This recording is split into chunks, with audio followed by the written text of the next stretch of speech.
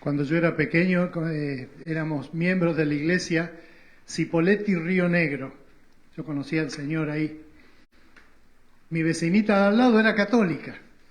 Susanita se llamaba, Susi. Era un cohete, era terrible esa chiquita.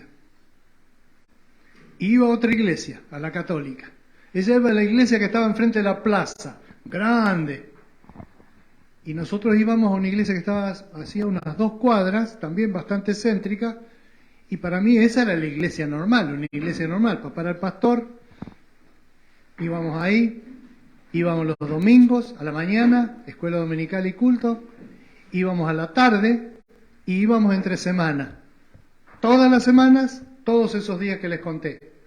Y a veces íbamos entre semana con papá a arreglar algo del pasto, alguna cosa de la iglesia. Susanita, en cambio, que iba a la iglesia que estaba enfrente de la plaza, iba de vez en cuando el domingo, solos, punto. Nada de escuela dominical, nada. Encima, un día, hizo la primera comunión. Me pintaron la cara. Nosotros no hacíamos esas cosas. Ellas le compraron toda ropa nueva, le regalaron joyas porque eran gente de plata, a los tíos le regalaron 1 tonelada de cosas de oro. En esa época era costumbre regalar para la comunión, la primera comunión, cosas de oro. Le regalaron una fortuna en oro. Y me empezó a gustar la iglesia católica, la doctrina. Y yo decía, esta chiquita, y me acuerdo que salió con su vestido de novia blanco, del hermanito con un trajecito de pantalón corto. Anda a comprar ahora un trajecito de pantalón corto. ¿Dónde va a encontrar? Y el crespón. No, crespón no. ¿Cómo se podría llamar eso? Gala, Martín Gala, algo, ¿cómo se llamaba? Que llevaban un lazo probablemente. Por supuesto le habían regalado un librito que tenía el catecismo de Nácar. Y según, viste, según el poder adquisitivo era. Yo en casa en esa época no creo que haya tenido todavía ni siquiera yo mi Biblia. Tenía una Biblia que era propia, la tengo acá, que me regalaron de tapa de cuero, que me regalaron mis papás cuando me presentaron al Señor a los 10 días, pero no me la dejaban tocar porque tenía miedo que la rompa. La verdad, le había costado un Perú la Biblia. Pero esta Susanita iba a una iglesia rara. Por ejemplo, no oraban, recitaban siempre el Padre Nuestro. Yo sabía el Padre Nuestro, pero en la iglesia nuestra no se decía, y todos juntos, por ejemplo, parecían pentecostales, que oraban todos a la vez. En la iglesia nuestra oraba uno, todo lo demás en silencio, no se escuchaba volar una mosca. Ahora, ese chiquito, sentado en el banco, se hacía preguntas, todo el tiempo. Yo me preguntaba, por ejemplo, ¿por qué un adulto, cualquier adulto, le puede decir a un niño de la iglesia que se calle, pero los niños no le pueden decir a los adultos que se callen, ellos sí podían hablar? ¿Por qué los hijos del pastor tienen que ir a todas las reuniones y los otros elegían a qué reuniones ir? Eso se lo planteaba mamá una vez, nos negoció, nos dejaba no ir a la reunión de oración entre semana con tal de que no prendiéramos la televisión. Que estudiáramos. Si te quedás estudiando, ahí está, te daba como un justificativo para no venir. Y muchas otras preguntas. Algunas preguntas difíciles de responder. Susanita, si se muere, ¿va al cielo o al infierno?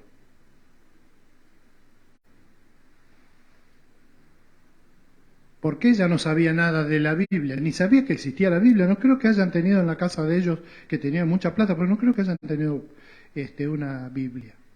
Tenían el catecismo ese, pero lo miró así un poco, lo repasó en las clases que le daban antes del catecismo, después no lo tocó nunca más. Y tenía doctrinas raras. Por ejemplo, un día vino, porque los lunes, que jugábamos todos los días, pero los lunes cuando nos juntábamos, ella a veces traía novedades de la iglesia de ella, que yo escuchaba con atención porque era una iglesia rara, de la católica.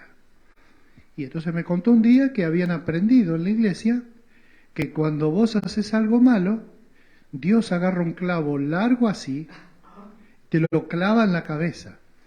Yo dije, Dios mío, ¿Qué Dios le están enseñando a esta criatura?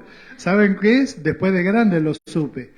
Hay un ejemplo de que Dios ha puesto en nuestra cabeza la conciencia, que es como un clavo que se clava en nuestra cabeza cuando hemos hecho algo malo. Eso era lo que le dijeron. Y lo que ella interpretó, bueno, una atrocidad. Ella todo interpretaba así, era todo terrible, en 3 dimensiones, en colores, era todo así.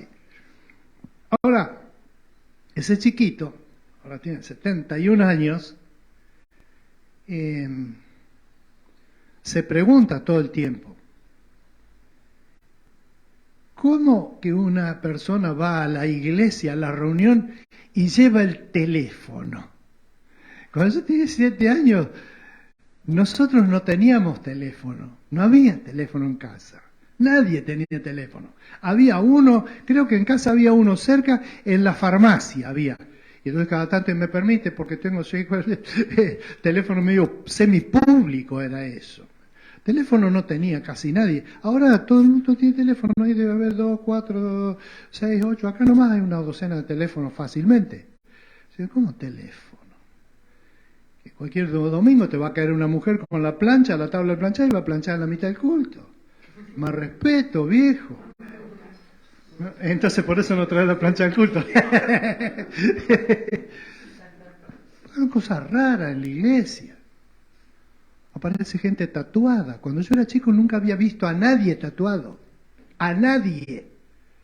En algunas ilustraciones se veían, por ejemplo, a los maorí del Pacífico, que ellos tienen una cultura centenaria, si no es milenaria, de tatuaje, y entonces por ahí en alguna ilustración así, de estos indios de la remota no sé qué del mundo, que se tatuaban, pero no que alguien que el pastor tuviera tatuaje. Una cosa de loco, ¿a dónde vamos a ir a parar? La pregunta que quiero levantar es, ¿cómo es una iglesia normal? ¿Cómo es una iglesia normal? Porque en este momento hay una agitación muy grande en las iglesias, en todas, hasta los mormones tienen problemas, la católica, la evangélica en todas sus ramas, los testigos de Jehová, las otras asociaciones civiles, porque ¿a qué se parece la estructura de la iglesia, de una iglesia local, digamos, la religión de la iglesia? No la iglesia de Jesucristo, no estoy hablando de eso, voy a hablar de las iglesias. ¿Cómo es una iglesia normal? El otro día pasé por los testigos de Jehová, hay testigos de Jehová acá en el centro, está todo abandonado, eso ni siquiera sé si se están reuniendo o no.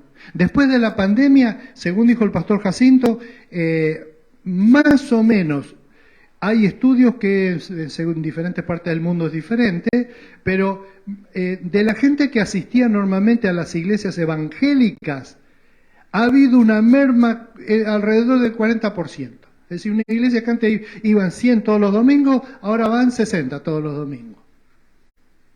Y hay gente que se acostumbró a eso del streaming y no, mira, lo voy a decir en la cámara. Por favor, entended claramente, un tema que tenemos que tratar es el manejo de la culpa. No debes sentir culpa por estar ahí en tu casa, atrás de la camarita, por la razón que haya sido que no puedas estar acá, como por ejemplo que sos de Buenos Aires. Porque gracias a esa camarita, hay personas que escuchan nuestros mensajes estos, los escuchan desde la cama, porque no se pueden levantar, porque están enfermos. Hay presos que escuchan los mensajes que mandamos en los tips. Entonces, uno tiene que replantearse todo de vuelta. Voy a usar como ejemplo de la Biblia un caso que nosotros vamos por la vida. Y el primer punto, es un punto extra del mensaje de esta mañana, es, si vos sos o fuiste un niñito inquieto y ahora mismo tenés preguntas, ¿por qué hay que poner ofrenda? ¿Por qué hay que ir todas las reuniones? ¿Por qué las mujeres se sientan del lado izquierdo y los varones del lado derecho? Eso toda mi vida fue así. Toda mi vida fue así. ¿Por qué no se puede reír dentro del templo? Es una norma, cuando nosotros llegamos a Drogué, que yo era chiquito, el pastor anterior tenía esa norma. El que se ríe dentro del templo, lo castigaban, le suspendían, no le dejaban tomar la Santa Cena un domingo, 2 domingos, sí, según la falta. ¿Por qué? Porque en el templo no te podés reír porque es un lugar que tiene que haber, ¿cómo es que decían ellos? Ya me va a venir, no, algo con respeto. ¿Cómo? Solemnidad, no, pero hay otra palabra que decía santidad o una cosa así. Dice, en el templo tiene que haber reverencia. Reverencia.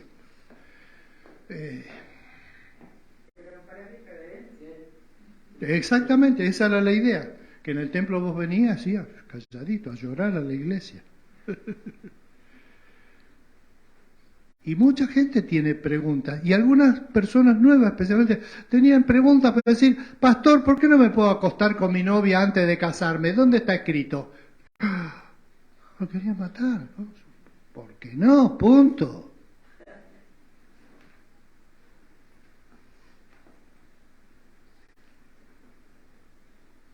¿Por qué hay que bautizarse? ¿Por qué? ¿Se dan cuenta de dónde voy, no es cierto? No estoy queriéndose levantar estos temas, se me van ocurriendo. Hay miles de preguntas que las personas hacen en su interior y las delegan, las bajan, porque dicen, acá el único desubicado soy yo. Evidentemente todos los demás dan por sentado que esto, como es así, esto es una iglesia normal. Se sienta en bancos, se predica de un púlpito. ¿Por qué el púlpito? Y alguno que piensa que ser moderno es, en vez del púlpito vamos a poner esta mesita. Y que eso es ser moderno. No, ser moderno no es eso. Ser moderno es pensar inteligentemente para aceptar, y esta es la conclusión del mensaje, que el creyente que tiene dudas, que observa cosas objetables dentro de la iglesia, no solamente que no debe ser castigado, sino que debe ser estimulado y se le deben responder las preguntas. La iglesia tiene que ser el lugar donde yo pueda preguntar, ¿por qué sufre tanto doña María con lo buena que es? Es buenísima. Mirá cómo está sufriendo en su enfermedad. En mi casa, no en el templo, no nos dejaban hablar en el templo. Papá y mamá no querían que nosotros habláramos porque éramos terribles los tres. Sí, papá y mamá, mamá, mamá, mamá, mamá, mamá. Pero en casa nos dejaban en la mesa decir, ¿por qué doña María está sufriendo tanto? ¿Por qué no se muere de una vez? Consejos cariñosos de nosotros, ¿no? La lógica de niño. Una mujer buenísima, buenísima, con cáncer en la columna, se le iba desgranando, sufría horribles dolores y era la abuela de uno de nuestros amigos más queridos. El sufrimiento que había en esa casa. Y nosotros decíamos, ¿cómo se compatibiliza eso con que Dios es amor? ¿Cómo se compatibiliza? Y entonces nosotros tendemos a ir a una forma de vida de iglesia que reprime todo eso, que dice, no, eso no. O respuesta sencilla, es porque es la voluntad de Dios, punto. Yo te pido tal cosa, pero que se haga tu voluntad. Tipo, si sale bien, si sale mal, sale mal. No hay atrás mío un Dios de amor y de misericordia. Hay un Dios que a veces sale bien y a veces sale mal. Y hay personas que cuando les sale mal, y lo dijo Jesús, no yo, se alejan. ¿Se acuerdan? Y hay gente que se convierte, un entusiasmo bárbaro, pero cuando viene la prueba no tienen raíz y se secan. Y lo vemos en la vida de la iglesia todo el tiempo, ¿no? Cuánta gente. Yo me acuerdo de pequeño, una de las cosas que papá trajo como novedad un día en un viaje que había hecho a visitar a su familia, que algunos de nuestros primos no iban más a la iglesia. Yo me acuerdo, hasta ahora me da tristeza eso. No, ¿cómo no van más a la iglesia? La vida normal no es ir a la iglesia domingo, escuela dominical, culto, y a la noche otra vez el culto. Después empezamos a la tarde el anexo, y que esto y que el otro, y entre semanas la reunión de oración. ¿A quién le pregunto esto si no lo pregunto en la misma iglesia que son los causantes de las dudas que yo tengo? ¿Por qué una persona puede estar en la iglesia y puede de repente pedirle plata a otro y no devolverle? ¿Cómo es eso? ¿Cómo puede ser? Y hay mucha gente que hace eso. Como el que le pidió la plata es uno que se sienta siempre en el banco al lado de él, le presta. Y después descubre que el hermanito esté mucho gloria a Dios, mucho aleluya y chao. ¿Por qué? ¿Por qué hay curas pedófilos? Es una pregunta de la Iglesia Católica, no la tienen clara. ¿Por qué? Simplemente porque arman una teología donde simplemente vos haces la atrocidad más grande que puedas hacer, si querés, si se te pintó, y después te pedís perdón, y ya está. Entonces eso recorta la parte, ¿dónde está Dios? No importa Dios, le importa que Él dice que hay que pedir perdón, ya perdón, Señor, y ya está perdonado y ya está resuelto.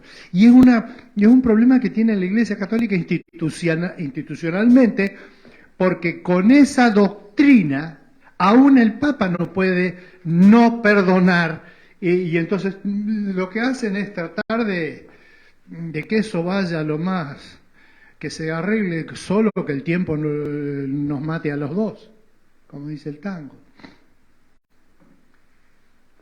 Porque es difícil franquear en una iglesia donde las cosas son así, no la católica, esta iglesia también. Esto es así.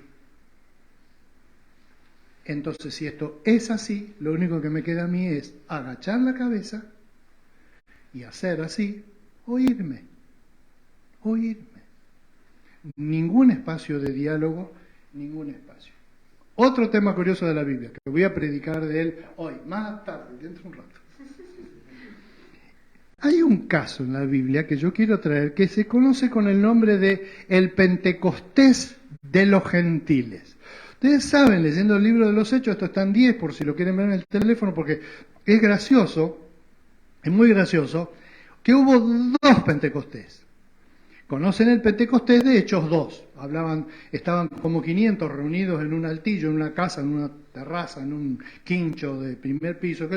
Estaban todos orando, confiando que el Señor iba a cumplir algo extraño en los próximos días, todo, y de repente hubo una revolución ahí. Empezaron a hablar en diferentes idiomas, salieron de ahí, se fueron al patio del templo, la gente estaba toda convulsionada, ¿qué está pasando? ¿Pero qué pasa acá?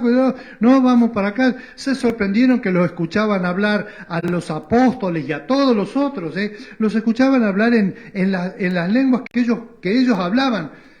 Y ahí descubrimos un hecho. Primero, que la iglesia que nació ahí, la iglesia naciente, la primera iglesia cristiana que hubo, eran todos judíos. No había ninguno no judío. Menciona en Hechos 2 que había gente de otras partes. Dice, partos, medos, elamitas, etcétera, etcétera, etcétera. Pero eran judíos, habían venido a celebrar la Pascua. Es como ahora que vos vas a Plaza 11, ves a un hombre con barba y le preguntás, ¿qué nacionalidad es usted? Y él te va a decir, argentino. Pero decís, no, pero usted es judío, mire la cara que tiene cara de judío. Dice, sí, soy judío, claro, también. Entonces esos que estaban en Jerusalén eran judíos. Pero estaban en unos países que hablaban un idioma diferente, y entonces se asombraron de que escuchaban a los apóstoles hablar en los idiomas que ellos tenían como familia, más familiares. Y entonces Pedro predicó y se convirtieron como 3.000 personas, fueron bautizados y ahí arrancó la iglesia cristiana, sin templo, sin organización, salvo los 12 apóstoles, y sin nada, digamos, cero de infraestructura, pero arrancó. ¿Con qué? Con una profunda convicción de pecado y arrepentimiento delante de Jesús y la creencia firme de que Jesús era el enviado de Dios que murió por los pecados para establecer una comunión con el Padre. Así arrancó la primera iglesia. ¿Y los gentiles? Pasó un poco de tiempo y ocurrió lo siguiente. Ya para Hechos capítulo 10, leo ahora en 10:3, solo voy a leer versículos salteados porque el texto en realidad es el capítulo 9, 10, 11, son varios capítulos que muestran esta época de la iglesia. Dice, había un soldado que se llamaba Cornelius, dice en Hechos 10:3, un día como a las 3 de la tarde, plena siesta, un dato muy importante, tuvo una visión, vio claramente un ángel de Dios que se le acercaba y le decía, Cornelio. Entonces él preguntó y el ángel le dio instrucciones para que vaya a buscar a Pedro. ¿Quién era Cornelio? Cornelio era un importante general romano. No era general, era centurión, pero de una de las compañías más grandes de nativos romanos, digamos, de latinos. Por eso dice que la compañía que él mandaba se llamaba la italiana, porque había algunas compañías de soldados. ¿Se acuerdan cuando en la guerra de las Malvinas trajeron a los kurdos que venían para pelear como mercenarios para Inglaterra?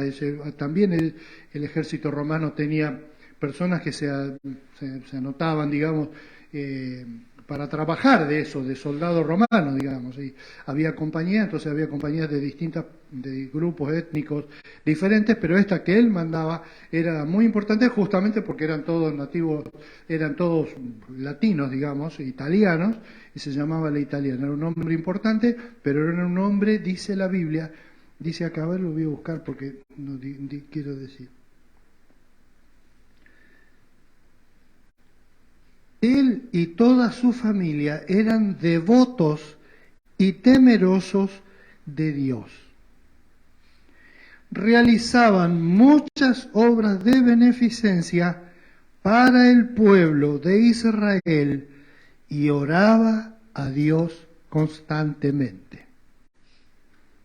¿Los católicos van al cielo? Yo te aseguro que no hay que ir muy lejos para encontrar a alguien que diga que no. ¿Por qué? Porque la iglesia normal es la nuestra, papá. Todo lo que está fuera de la nuestra va a tener que venir al pie, si no. Y hay gente que cree esto y no lo discute y no lo charla y entonces no se da cuenta cómo es esto. Pero después se para del púlpito tranquilamente para decir, porque Dios no nos va a salvar por la iglesia a la que pertenezcamos. ¿Cómo? ¿Estás seguro? Sino por creer en Cristo Jesús. Dice. Y los católicos, menos los católicos. Y los mormones, menos los mormones. Y los testigos de Jehová y el Islam, nadie, listo. Ahora, acá tenés un ejemplo de una piedra en el zapato, de una mosca blanca en la doctrina cristiana naciente.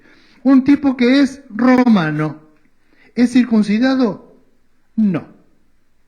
¿Es judío? No.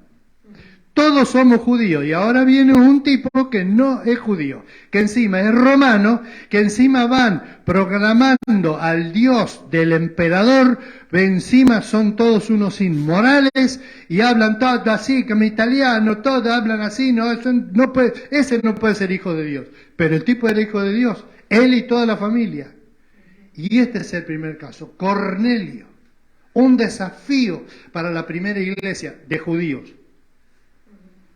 El otro que es un desafío es Pedro.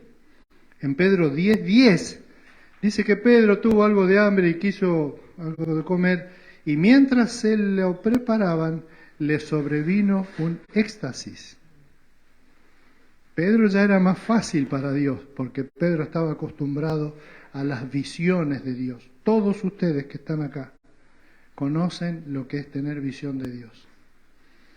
A veces sale como un deseo, a veces sale como una intuición, a veces sale como algo que uno dice, no, Dios, esto quiere Dios. Sí, sí. Yo no sé, no te sabría decir bien por qué, pero por lo menos hasta ahora a mí me parece que esto es de Dios. Es famosa visión de Dios.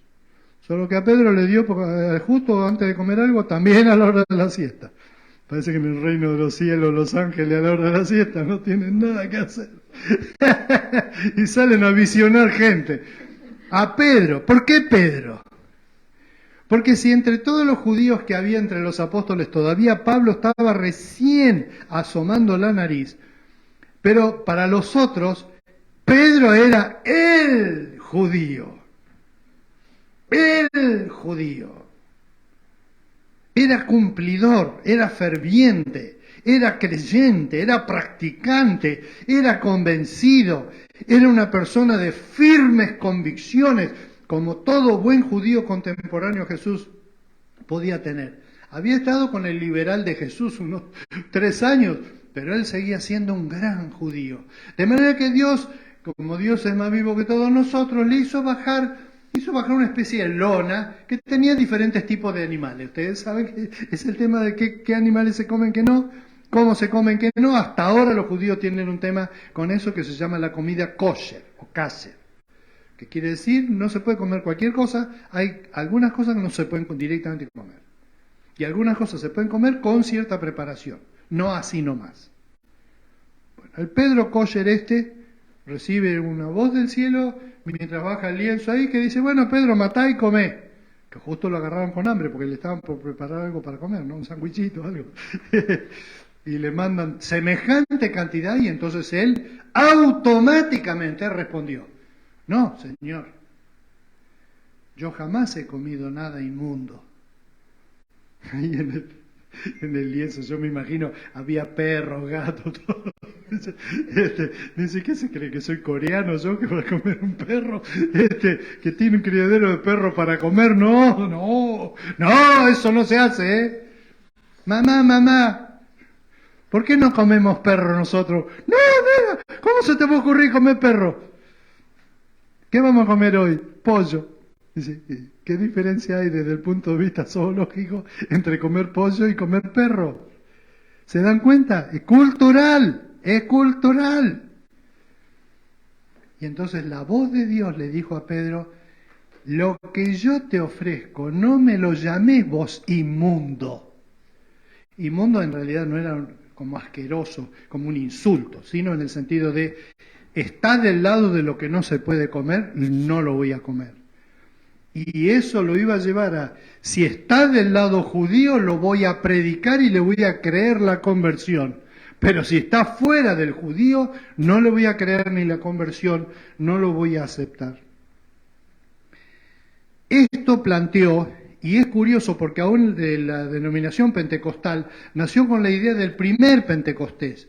Oraban, estaban en las lenguas y todo, pero para nosotros, toda la mayoría de los evangélicos de todo el mundo, los cristianos judíos son la minoría, es al revés.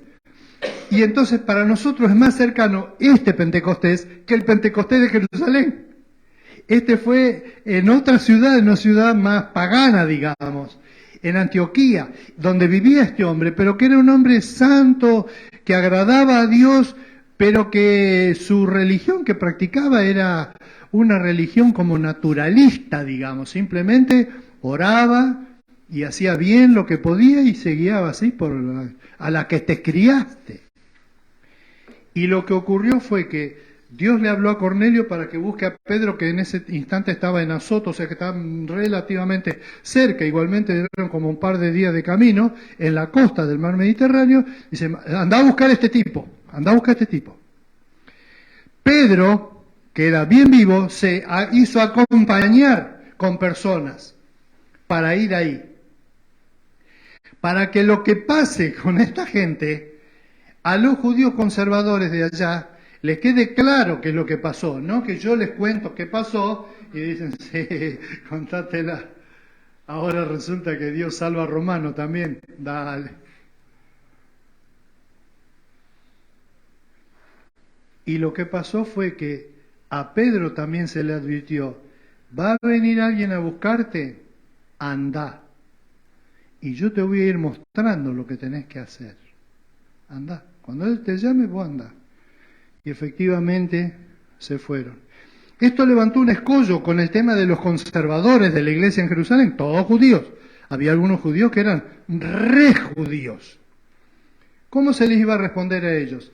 En esta sabiduría de que como Pedro se tomó un par de gente para ir con él, y fueron y presenciaron, cuando volvieron, lo que contaron es que aún a los gentiles el Señor les daba el Espíritu Santo.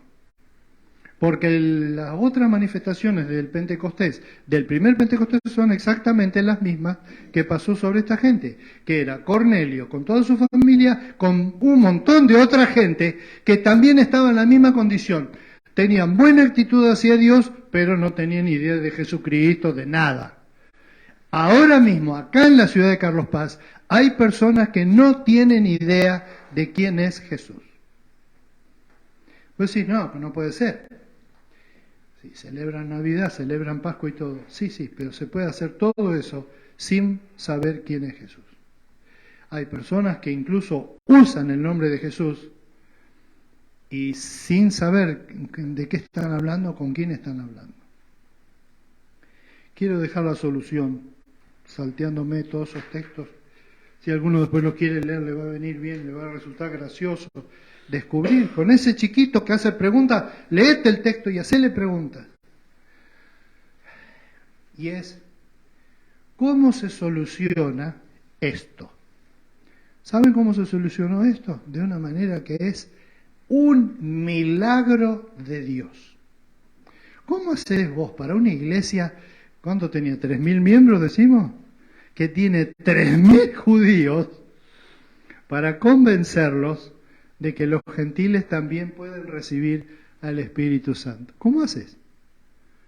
Dios da salidas a cosas que no tienen salida. De manera que el Señor mandó a Pedro, mandó también a este centurión a que lo busque, se hizo una reunión, se saldaron cosas, hubo una manifestación extraordinaria del poder de Dios en ese lugar, el Pentecostés de los gentiles, y cuando volvieron a Jerusalén, volvieron contentos. Y aún dice el texto que algunos que eran muy conservadores decían, ¿cómo es esto? Y ellos le contaron, y ellos dijeron, qué bárbaro, mira, no se nos había ocurrido que el Espíritu Santo podía bajar para todas las personas. La profecía de Joel que Pedro predicó, si ustedes se acuerdan, dice, porque esto será para todos, para vosotros, para vuestros hijos, para todos cuantos el Señor llamare. Lo escucharon. El propio Pedro lo había dicho. Pero él mismo no estaba tan convencido de que de repente un tipo que no es judío, que es un salvaje, que está todo pintado y que tiene tatuaje por todos lados, como por ejemplo el eunuco etíope, pueden recibir el Espíritu Santo. Pueden aceptar a Cristo, pueden incorporarse a la iglesia y ser iglesia junto conmigo. ¿Y la solución creativa cuál fue? Miren, esa sí la voy a leer, la tengo impresa acá en el apunte. ¿Qué hizo la iglesia? Se juntaron a todos, la de Jerusalén, juntaron a todos y les dijeron, miren, ¿saben lo que nos pasó? Porque muchos de ustedes ya saben, es un chismerío, ahí todo el rato sabía todo. En el WhatsApp de la iglesia ponían, parece que volvió Pedro con buenas noticias. Dicen ellos que el Espíritu Santo también lo han recibido unos romanos.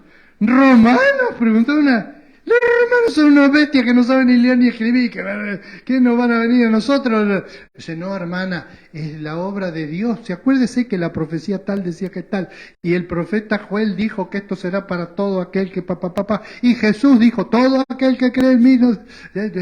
Claro, sí, viéndolo de esa manera. Y entonces miren lo que hicieron. Entonces los apóstoles y los ancianos, todos mandan. Todos sabemos, eran judeos argentinos. Los han inquietado a ustedes, alarmándolos con lo que les han dicho. Lo que les decían era, bueno, está bien. Ahora sos cristiano. Entonces ahora empezá a cumplir con la ley. Circuncidate. ¿Qué? ¿Está loco vos? ¿Cómo es eso? ¿Lo que hacen los judíos? No, eso no se dice, porque los cristianos no usamos palabras vulgares. Así que de común acuerdo, hemos decidido escoger algunos hombres y enviarlos a ustedes con nuestros queridos hermanos Pablo y Bernabé, quienes han arriesgado su vida por el nombre de nuestro Señor Jesucristo. Es decir, tienen chapa. Por tanto, les enviamos a Judas y a Silas, para que les confirmen personalmente lo que les escribimos. nos pareció bien al Espíritu Santo y a nosotros, ahí viene esa famosa frase, ¿no? Nos ha parecido bien al Espíritu Santo y a nosotros no imponerles a ustedes ninguna carga aparte de los siguientes requisitos. Ahí va, un judío poniendo requisitos. Prepárate porque no te va a alcanzar los dedos de la mano y de los pies. Va, ¿eh? Abstenerse de lo sacrificado a los ídolos. Se vendían en carnicerías dedicadas, por ejemplo, al gauchito Gil. Se vendía carne consagrada al gauchito Gil, que vos podías comprar una parte de esa carne y la gente la comía diciendo, ¿te gusta el asadito de hoy? Sí, esta lo compramos, la del gauchito Gil. Oh, es buenísima. Bueno, eso no.